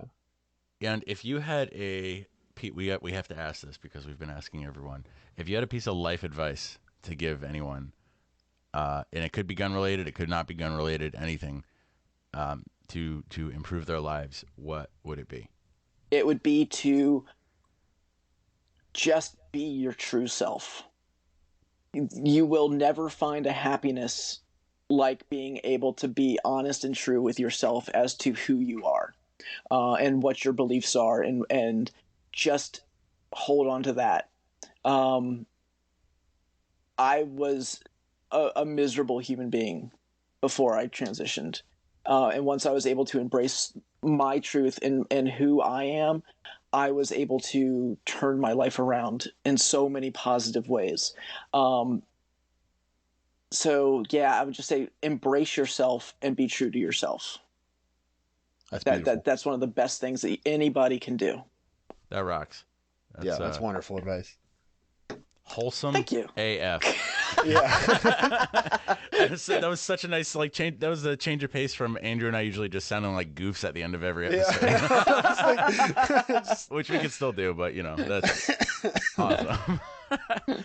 Clara, that and don't pee on electric fences. So There you go. That's more my speed. There That's we the kind of stuff I need to hear. Oh my God. I'm writing that one down. I wondered what I was doing wrong all there these you go. years. Now you know. This tingling sensation never seems Something's to go not away. right. It's just not working right. Damn it. That's a whole nother conversation. Oh my God. Yeah. Clara, this was absolutely awesome. We had a ton of fun. Cannot thank you enough for coming on. And no, I was gonna say go ahead. we got to retroactively do this, but you get a shirt from the website if you want cool. one, or anything really. Sorry, my mom's calling me. Thanks. Really Mine's professional, called like Jordan. 4 times now. So Oh, I'm Don't sorry. they always know. They Yeah, always know right. when you're in the middle of something that you can't just She'll call my wife if it's important. yeah.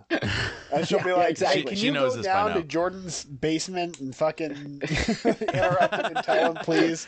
She's at my window right now, probably. Yeah. I would not be surprised. We're like, "Jordan, will you go to the store and get milk for me?" Oh, man. yeah. All right. Well, But- with that, Now we I'm gonna- goofed it. We'll have to yeah. Now we're being big goofing, big goofs. But with that, thank you so much for coming Well, thank on the you show. so much Yeah. for having me on. I've really Absolutely. enjoyed this. This was an absolute This was a lot blast. of fun. Yeah, a lot of Yeah. fun. And I'll reach out to you about the All shirt right. or whatever else you might want. Sounds good. And we appreciate it. We'll be in touch. Absolutely, and I just want to say thank you so much for you have been such a huge supporter of mine from the moment I started up, and I've really appreciated that. It's really helped make a difference. Just feeling that level of support. So I I'm really so appreciate glad. that, I would not want it any other way. and thank you. So Thank you for doing what you do. and thank y'all. No, Absolutely. thank you. No, thank you.